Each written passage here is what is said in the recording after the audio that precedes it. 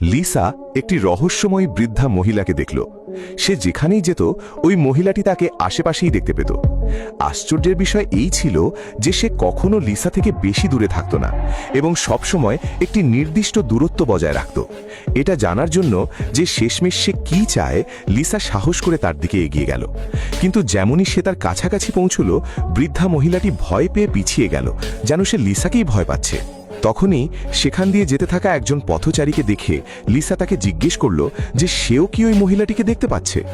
এটা শুনে লিসা স্বস্তি পেল যে এসব কিছু কেবল তার কল্পনা ছিল না। সত্যিটা জানার জন্য সে ওই পথচারীকে মহিলাটির সাথে কথা বলতে বলল। কিন্তু যেমনই সে তার কাছে পৌঁছল, তার মুখ ভয়ে ফ্যাকাশে হয়ে গেল এবং সে কিছু না বলেই সেখান থেকে পালিয়ে গেল।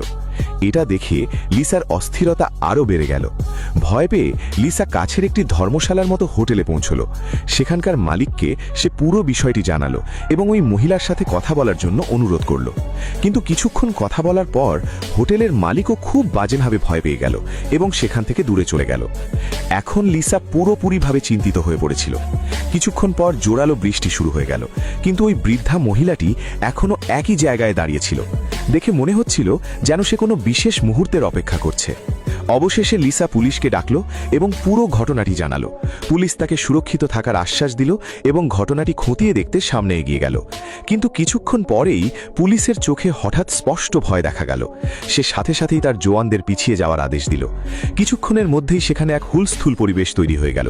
কারোর কাছে কোনো উত্তর ছিল না এবং লিসার মনে হতে লাগলো যে সে এমন কোনো রহস্যে ফেসে গেছে যার সত্য কেউ জানে না।